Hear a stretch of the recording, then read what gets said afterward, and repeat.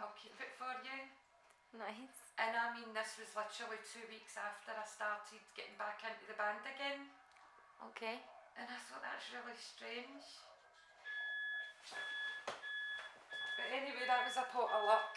That's all. Mummy, who'll that be? Sound and video.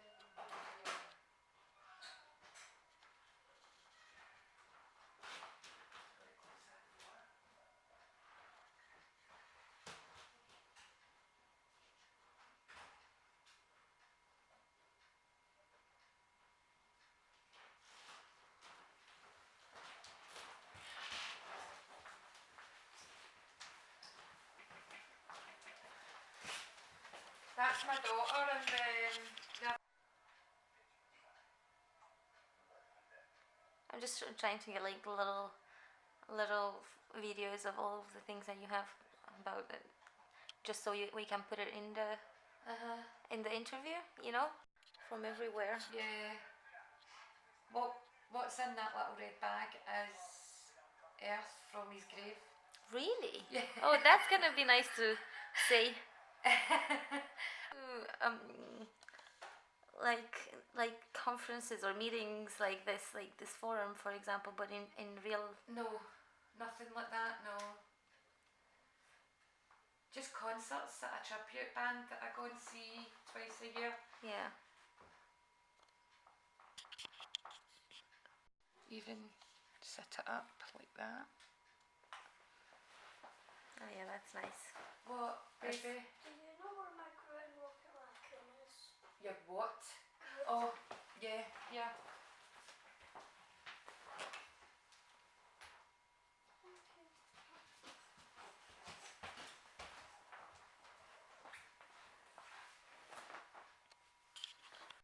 Ah. That way I would like to forget, but then again, I wouldn't have encountered what I encountered again. At 17, watching the movie, full acid.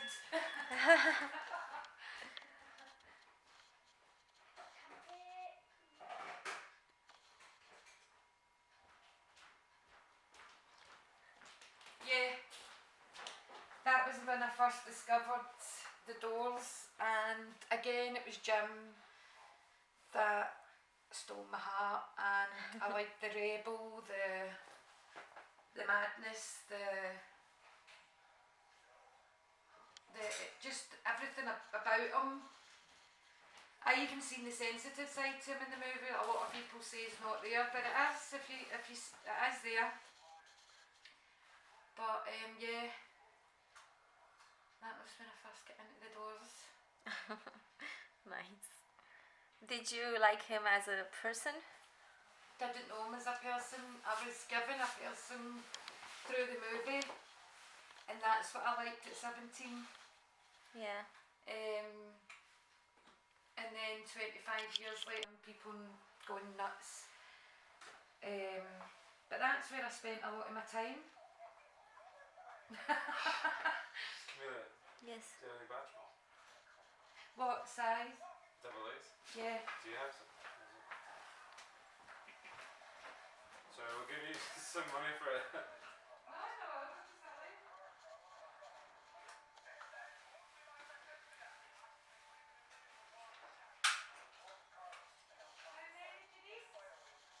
Four?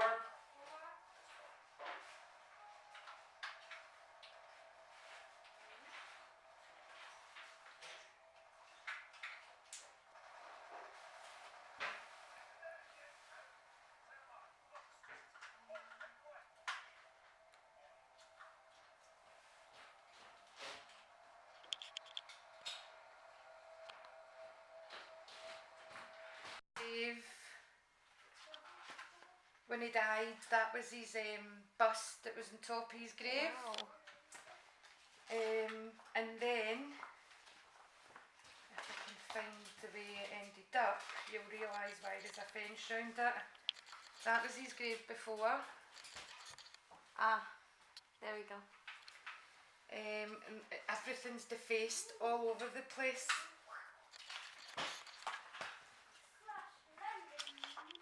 other people's tombs. Let me look at that.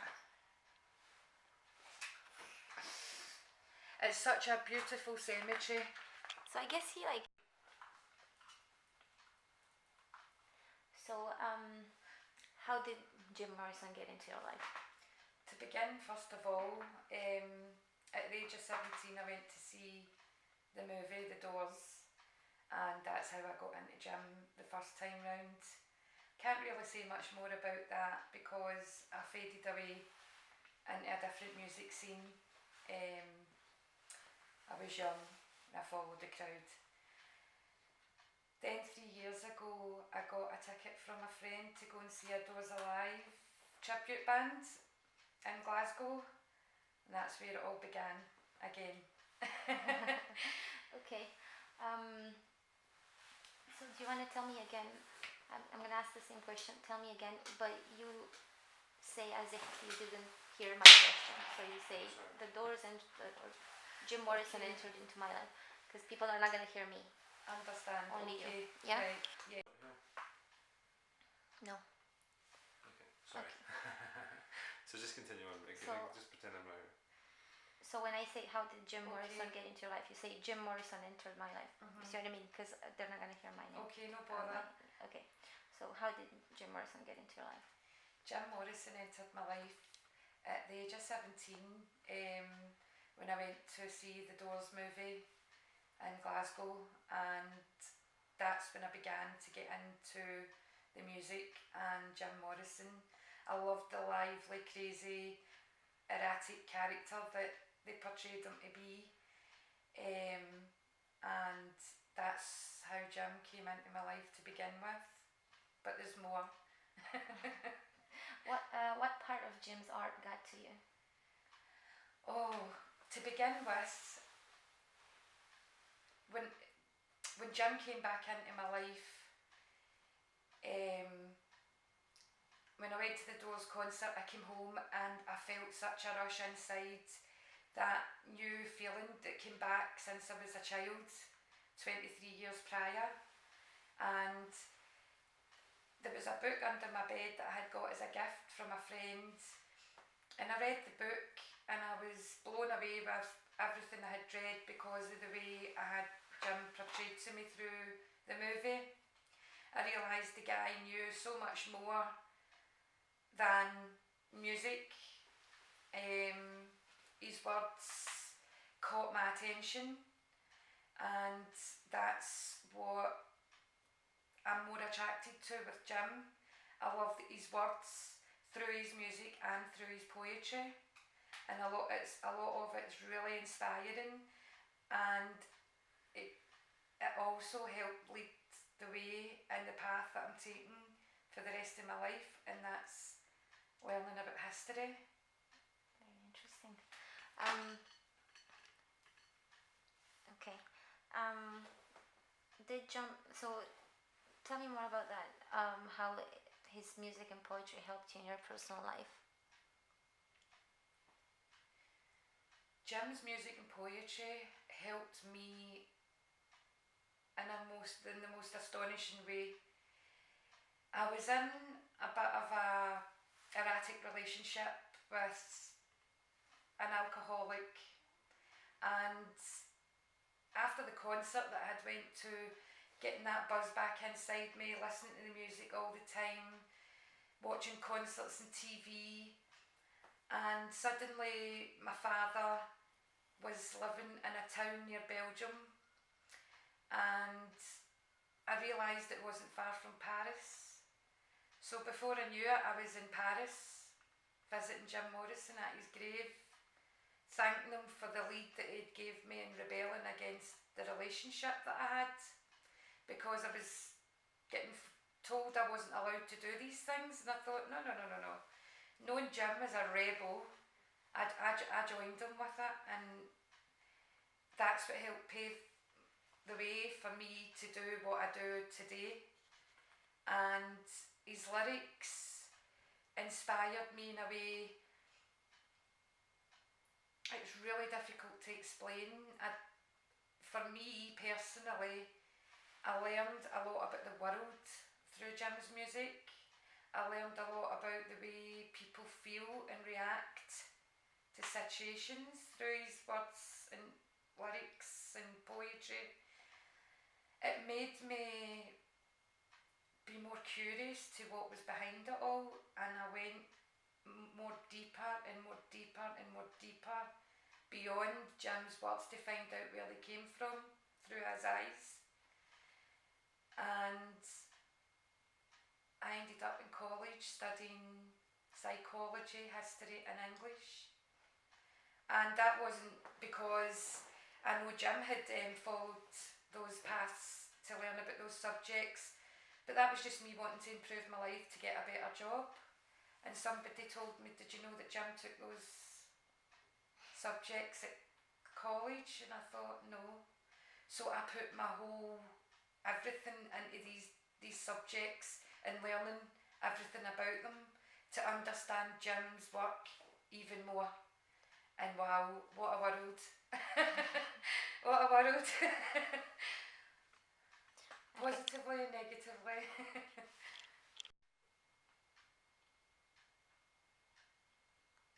Can you move the microphone a little bit? Thanks. Alright. So did Jim Morrison inspire you, and how?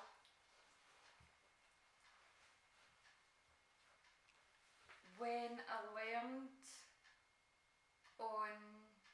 through meeting so many people around the world and realising that I wasn't mad and a lot of people felt the same way as I did, the inspiration came from the fans. The inspiration came from learning that this guy was shy and put up with so much hard times trying to survive through the rock world, trying to survive in his personal world, that he wasn't this big, he didn't want to be this big giant celebrity, and I felt empathy for him because I understood the anxieties that he must have went through, because I'm quite an anxious person myself.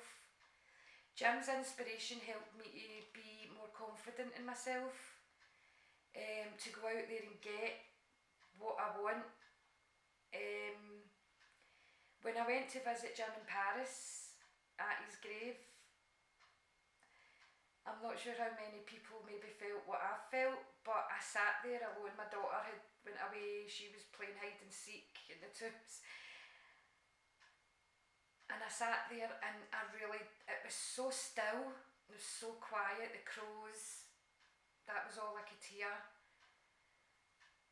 And this cold feeling passed my neck and my left hand side. There is no explaining it, there wasn't a drop of wind in the air. I think now that I've learnt about psychology, I say, right, okay, it might have just been feelings in the brain that's caused the adrenaline rush that's gone through me, that's making me feel all these feelings. But people have said that they felt his spirit. For me, I felt him brush by me and say, everything's going to be alright, you're strong and you can do anything that you put your mind to, just like me. And from there on, things just dramatically improved in my life. That's good. Do you want to maybe... So his inspiration for me, was personal from him. It was a personal message from him. And That was brilliant, that was really nice, but I was wondering, do you want to get it again? Because of that. Because of the phone ringing. And maybe we could put the phone on silent because it was a good... Okay, let's do the last one. Just that very last part where you were talking about, when you were talking about being at the grave when the breeze, just when the phone started ringing. Maybe you could just kind of... Yeah, so if you want, you can just start over from the beginning. So how did Jim Morrison inspire you?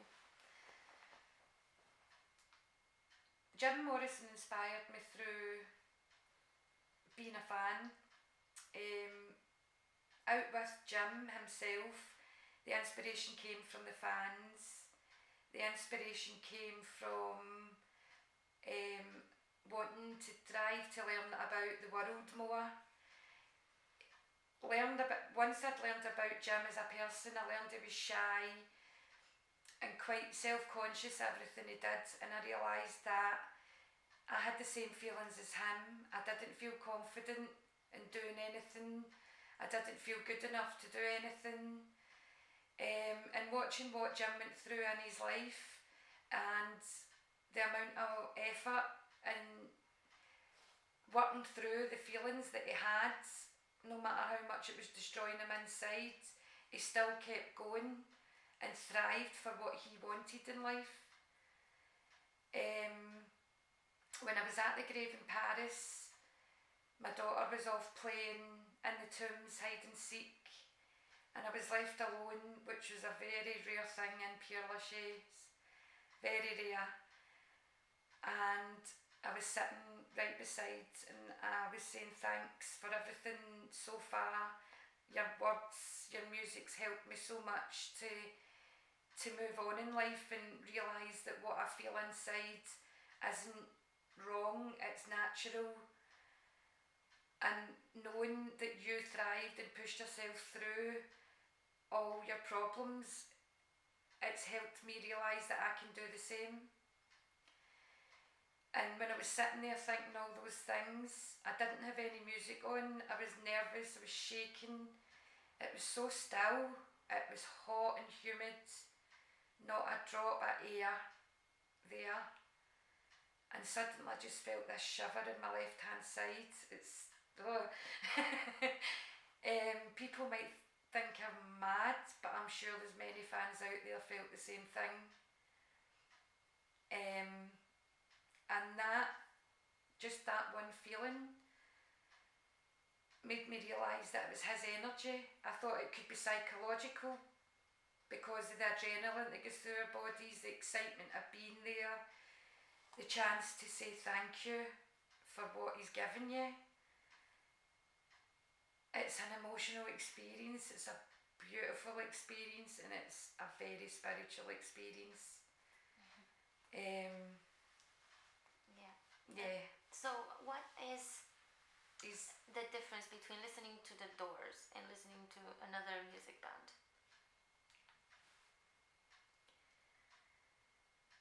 There's a song for every mood. No matter how you're feeling, you can think of a song that you can play that Jim will make you feel, that's okay, that's fine, that's fine to feel like that. Unhappy Girl, yeah, I'm a bit unhappy, I'm going to play Unhappy Girl from Strange Days. When I'm walking around the town and I'm feeling a bit insecure about my surroundings, I'll put People Are Strange on. LA Woman, when I'm in a really good mood, it's turned me up and my hips. It's the only music I can play and I will dance around the house to it, that you can't help swinging your hips to the Doors music, you know. It is totally different for me, even to going back to my rave days, my trance music days. I feel an inner peace when I listen to the Doors music because I've got a choice for each mood I'm in. Really good. Let me just move the camera again. I have faced that and I go, just, do you know what, go for it. And like I said, I wouldn't be where I am today if it wasn't for that kick. Absolutely. So what part of Jim's art fits you the most? Music, poetry, film, and why? Well, it began with the music through the Doors movie, and certain poetic words that he says through his music. For me, it wasn't the whole band at first. It was the lyrics. When the music's over, turn out the light. That's something that we all think, no, wait, could you imagine when there's no more music? You can't imagine having no more music. through that song it also speaks about how we're damaging our earth. What have we done to the world? You know, what have we done to our fair sister? We've ravaged and plunged her and ripped her and bit her and tied her with fences and dragged her down. And every day you watch TV and you see that happening to our planet and wonder, how long are we going to keep doing this? Which is something I feel passionate about, is the planet. The song The Changeling, see me change. Oh, I've been like a chameleon in 4 years. There's so many different things that's happened in my life that I can say I've been changing constantly throughout it. So I'm a bit of a changeling like Jim. After the music, and then the second time around, wanting to learn more about where the words came from and what's he talking about, and certain songs, because it seems historical, it seems to reflect back to his era of the 60s, which was just, wow, historically amazing change in the whole world. So then it moved on to looking for poetry books and reading his poetry books, and then thinking, what is he writing about there? I want to know what he's writing about there. And through loving Jim's music, lyrics, should I say, and poetry, it's just, I can't think of anything, the right word, because there is no right word for me. It's just unbelievable is the best I can think of with everything, because it's taught me so much historically about myself especially, and I just want to keep learning more. Okay.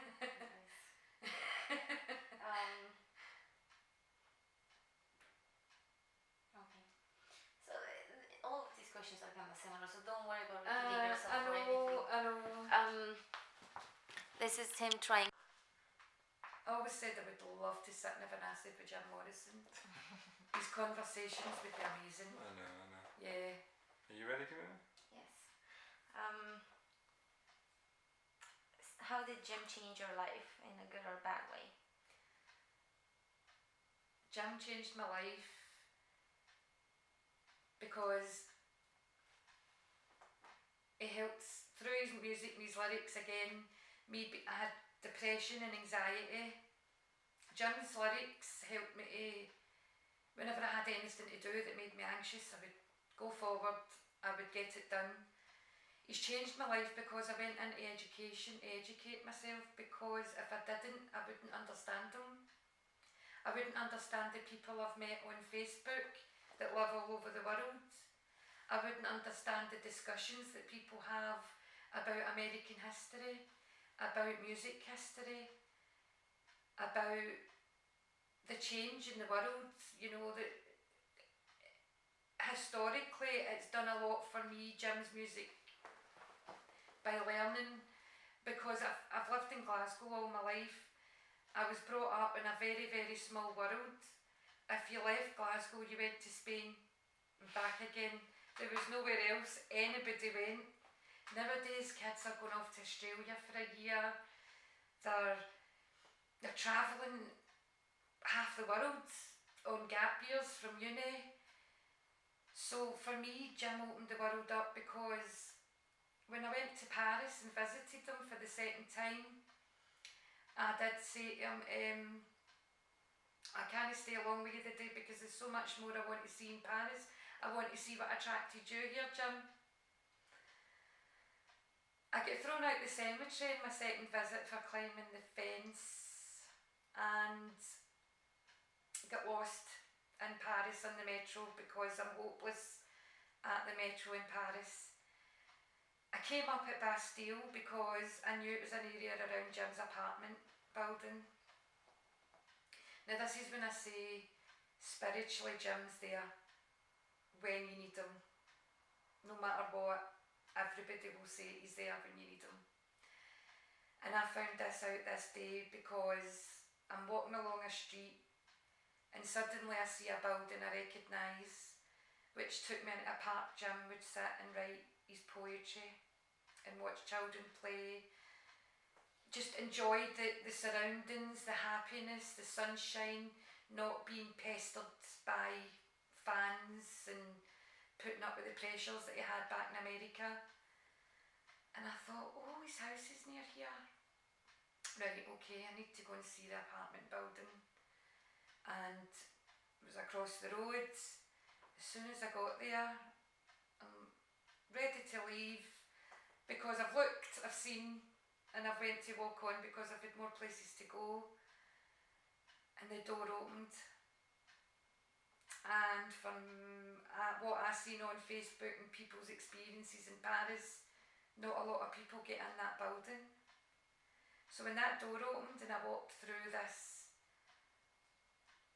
well, I had 1 foot inside and 1 foot outside, and it was a slight hesitation.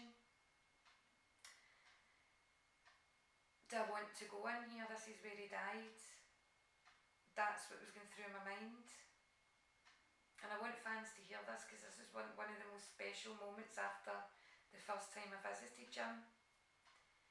And I got inside and let the door close behind me and stood so still. And it was a dark hall lit by these beautiful little lamps.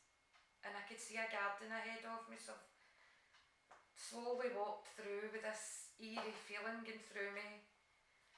And went into the garden at the back of the building, the courtyard, stunning little courtyard.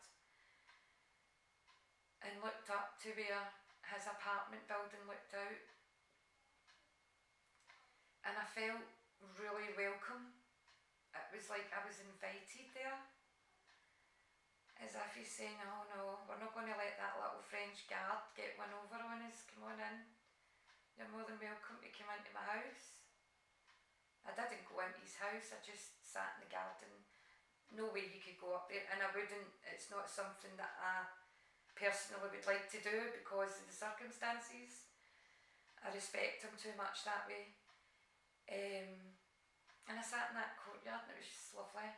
But anyway, to continue with the story, I went that walk around Paris that day and I seen La Cité, I seen the Louvre, I seen the Eiffel Tower, and I thought, wow, this place is stunning. Why is that there? Why did they need buildings like that? Who stayed there? I came home and I thought I need to learn about the places that I've just seen, and that's where my journey began with, it's time to get educated, let's go to college. And again, like I said, I didn't realise I'd picked subjects that he had learned about in his life, which helped me towards learning about understanding him a little bit more. Perfect, thank you.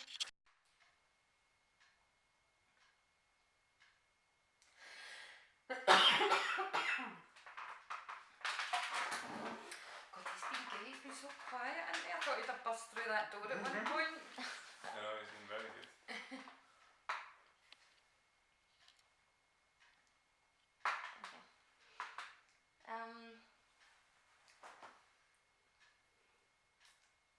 What do you think is so special about Jim's energy? Since there's so many people around the world who still love him 46 years after he died. His energy for me, personally, I felt energy from him personally. For fans, as Jim said, I love all the friends I have gathered in this thin raft, and I found so many friends all over the world, and that's where the energy is. It's within people's hearts, it's in people's minds, it's in when they play the music, when we pronounce a quote on Facebook, the energy's huge. Even to this day, the 50th anniversary on, they're putting up the Doors in Venice. They're still celebrating the Doors 50 years on. Why do you think that is? Why do I think this? Why do you think that they still celebrate it? Why do I think they still celebrate it? Because it was the type of music that had never been done before. It's capturing, it's inspiring, Jim's lyrics are inspiring. I've got to say, Robbie Krieger, thanks for all your songs as well, but for me it's more Jim's poetry, and I think that people connect because a lot of people suffer sadness in their life, and Facebook, the internet, long Doors fans, people that were Doors fans in the 60s. He lives on through so many things. He lives on in a lot of TV programmes. He lives on. He draws people that don't know who he is to Paris every day. There's hundreds of people turn up at his grave every day. 50 years on, I don't know if Jim would like to be as famous as, because he's probably more famous now because of the internet. People are getting to learn about this guy and how inspiring he was. I know people that he's helped in their life, a lot of people that he's helped in their life, like myself. That's his energy. That's why he keeps going on. He's an inspiration in his own. Amazing. I'm like, oh, I don't want to believe in the scientific reason, you know. I want to believe it was energy, and that's what I'm sticking to. Yeah, of Where. course. So let me ask, as I just press record. So what did you think about the energy around the places that he lived in and the grave? Père Lachaise. That's the only place I was able to go, but living in Scotland, Paris is more accessible for me than America. A lot of places to visit in America as well because he travelled so far. Being in the cemetery, sitting alone, thinking about. At the time, I had more empathy in me for how Jim passed away, and I just thought, so young. At the time I'm 41 years of age, so to me Jim's so young at 27. Look what you had going in your life. Look what you've done in your life. Look at the people that you've helped. You know, like thinking that this is all getting thoughts going through my head from thinking about the people I've met who also adore Jim. And it felt so sad to think that such an amazing life was took in such a harsh way. And I shed a little tear for that, but I didn't dare cry. I didn't want to cry too much for Jim. I wanted to be happy for him. Perfect. So, do you feel anything about the fact that, you know, it's like a local, it's someone from the same place as you? Do you think that made an impact at all for you? The fact that you're from here? Oh, because Jim's ancestors lived in Scotland. Yeah.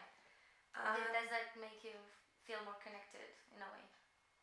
Not really, no, because I was connected before I found out that his ancestry came back into Scotland. But it was a good feeling to know that he had a bit, because at the time, again, we go back to the very beginning where I didn't know much apart from Glasgow and the seaside just outside Glasgow or Spain. And he opened up the whole world for me, you know, just I forgot what I was saying there. Sorry. No, it's fine. That's really good. What was this? What was the We were question? talking about the ancestry. The ancestry. So because of the ancestry,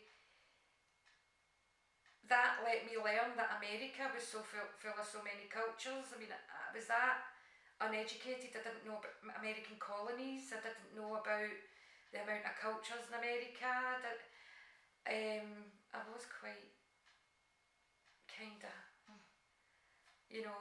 just, I didn't watch a lot of news because I didn't like what I seen in the news. The world was too harsh. But for Scottish Irish, it lets me see why we might have the same kind of traits inside us, like the touch of madness that we go through, and when we hit that I don't care and do whatever we want to do because we're rebels, and that is actually quite fun as long as you don't do anything illegal.